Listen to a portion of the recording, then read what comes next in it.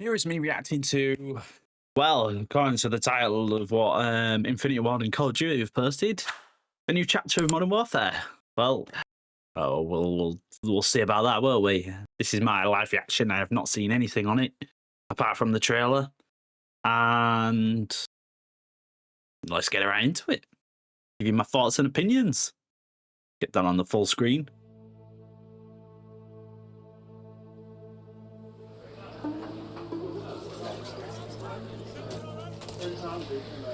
PlayStation on the way. Well, mouse.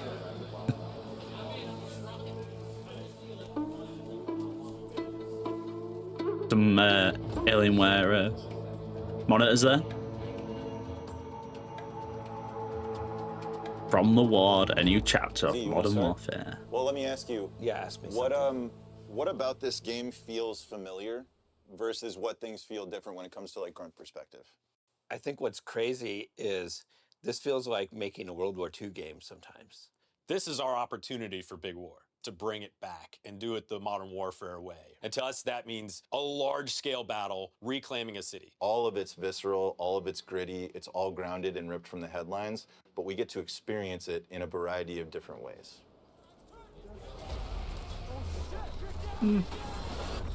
It does look alright, though, to be we fair, need to go so back far. to the Call of Duty. So when the Call of Duty came about, it was like your duty to serve your country, your duty to fight in the war for your country. So this time around, we were like, all right, we're gonna be in Korea. You know, it's North versus South. What better place to go back to the roots of what Call of Duty is than that conflict? North versus South.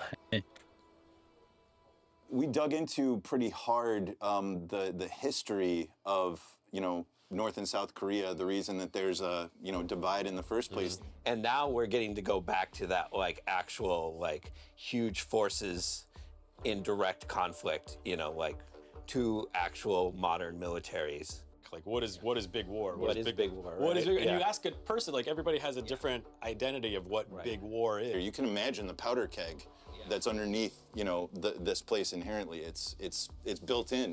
We all want peace and love. Let's just get that out there. Unfortunately, but Peace and we love. got to explore that. When I was growing up, that was still very real. And so our campaign levels definitely adds that threat looming feeling to actually happening.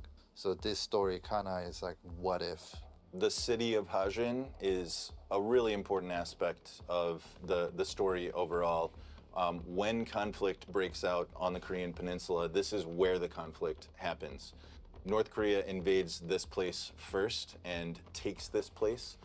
South Korea and North Korea was kind of part of the main story point of the single-player mission. So our aim is to make sure that we relive the experience for the players and be able to portray that and then show the aftermath of the story that would happen in the single player. It's a place where our main characters, a lot of them live. It's what they call their home. And we were really inspired to make sure that this place was as accurate as possible, make sure the people that were inhabiting it were as grounded and realistic as possible. I was able to dug up some of the old photos and references that I've actually lived in. These are some of the areas where you would find in the entertainment districts or some of the apartment sprawl districts. We went from the initial concept stages and pre-productions and then looking at the global art direction for the goal of the game. 저 집들을 싹 비우라! 모두 밖으로 내보내. 알겠나? Some gameplay. The narrative team and Grigsby, they have dialogue coaches and they have their lines, and we got to review every single line to feel like if this person is from the southern region of South Korea, It's so they cool need though, to have innit? a specific dialogue. We needed to make sure those elements are there.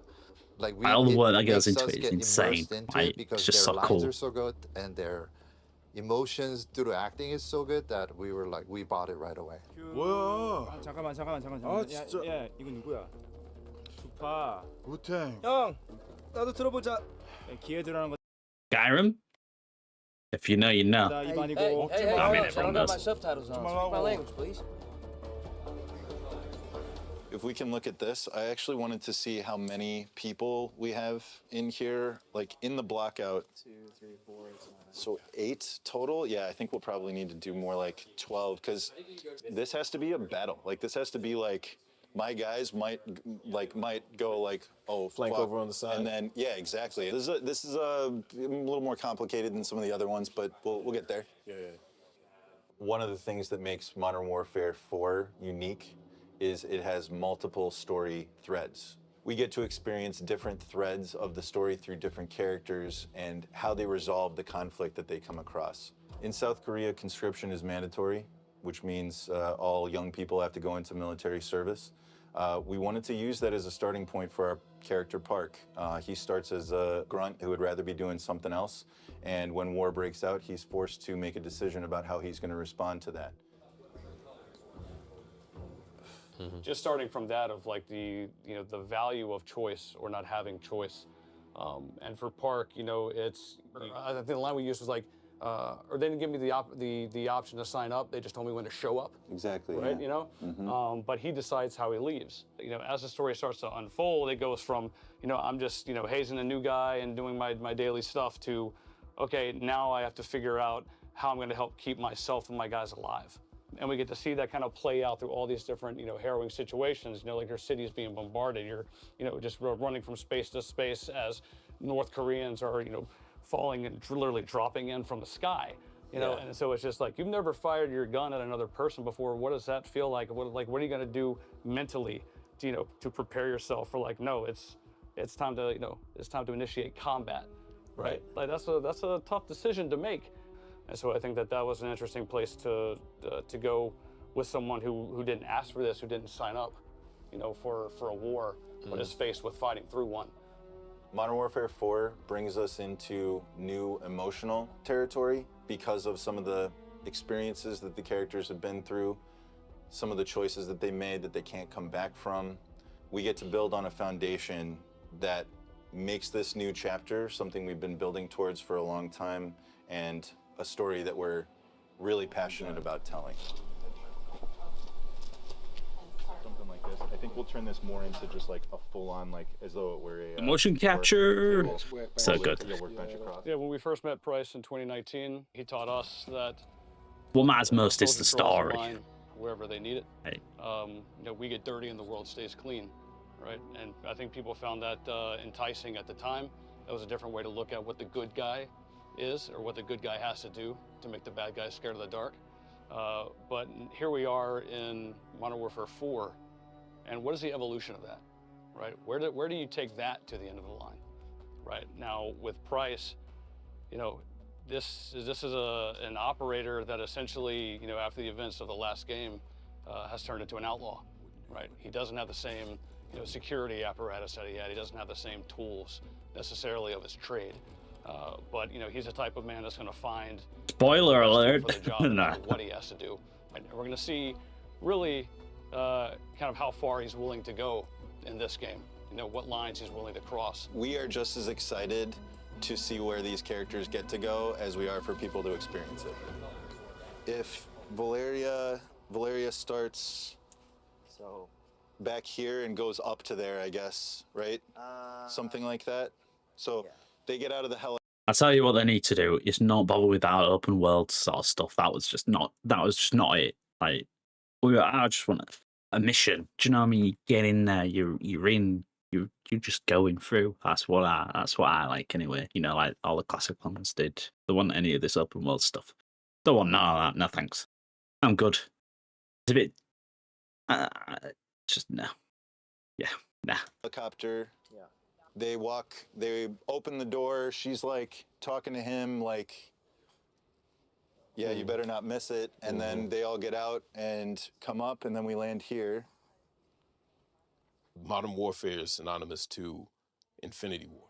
And that's cool that they can see it all through that. Across the world. So for me, everything that we do and everything that we put in our game has to feel authentic. Who the characters are, the conflict they're thrown into, and the ways that they resolve that conflict is integral to what Modern Warfare is. And putting the player right in the middle of it. Putting the player right in the middle of the action.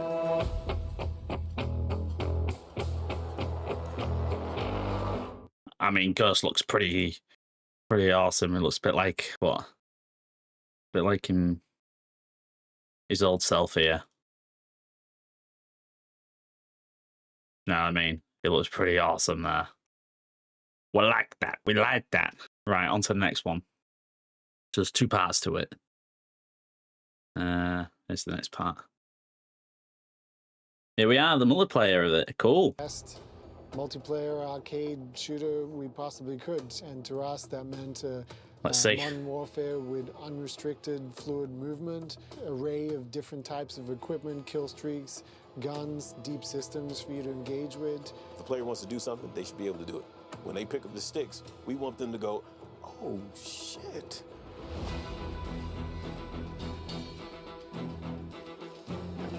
When Mark and I took over Infinity Ward and we were talking about what our goal should be, When I sat down with him, I was like, all right, Jack, so what do you want out of this?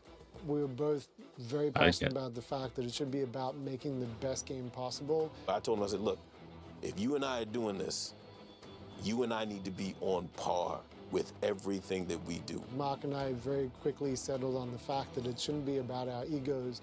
It should be about make the best modern warfare the world has ever seen. The game itself is fun as hell. I love playing the game. And one of the things that we've pushed since the beginning is if you're making the game, you need to play the game. But Fridays now is the play day. The play test day. Ain't nothing That's else. sick. I need help. Oh, they're pushing me. Oh my god. Full charge. Oh, nice. Yeah. This is ours. This is our house now. What a job, eh? Oh, no. That's a big one. Jake, there's a lot of money right in there. We cannot lose the lead. Gee, dude. 1v1.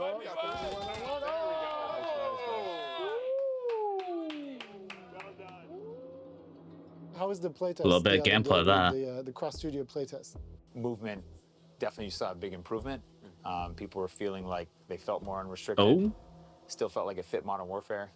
It was cool to see people sliding over the cars that we have. Like, it was rad to see people use our new movement tech and, like, you know, mantle in the slide, get on top of cars, or even use the new pipe climbing. What I love is just how natural it feels. It's not like the movement options Oh, wow. are difficult to wrap your head around. You just You pick can up the climb on some controller and you can bloody feel gutters. it. Okay. Yeah. And so, like, I think it's gonna feel natural to a casual player, and there's enough space where you can like optimize and really and master the movement. Yeah, we got kind of dinged on Modern Warfare 2 with our movement, where we took some things away, some freedom. People were like, oh man, I can't do this. This doesn't feel good. The movement's terrible. So for this project, we were like, we need to make some adjustments. We set off to make unrestricted movement at the beginning of this game. Then the ideas that started coming out of people, like mantling into slide, the slide into supine, like all these kinds of ideas are like, that's awesome, let's put that in the game. And so I love all that stuff because the game just feels fluid, it feels dynamic, it feels like everything I want to do, the game responds. Like all the ideas from the team around movement, how to make it feel that way, are fantastic. Nice. He's behind the truck, yeah. Oh, nice. Do it. Oh, nice. Last ball in two. This way, you got it? You see two. Oh my God, yes! Sorry, Joe. Yeah. Again, he done mid. It's an incredible experience, right, to be with a team that has, you know, shipped so many titles, and that's great learning tools for me as a designer to have this, you know, by proxy experience working with you guys and other people at the studio to say, you know, here's how to be a better designer, and here's how, you know, to really elevate your feature to the next level. We might have some experience, but we know how we failed. We have to. Yeah, we have to make sure that we're not just saying like, we know what they're, you know, this is make the assumptions. Yeah. You know, it's good with new people and new perspectives that can say, well, you know, this might be better, and it's a back and forth. Any maps jumping out to people? Like Transit, I think it's your new masterpiece. Transit is fire. Transit. Yeah. What about K Block? Kill Block. Kill Block. That is a crazy map. Kill Block has kind of been an idea in my head for a long time.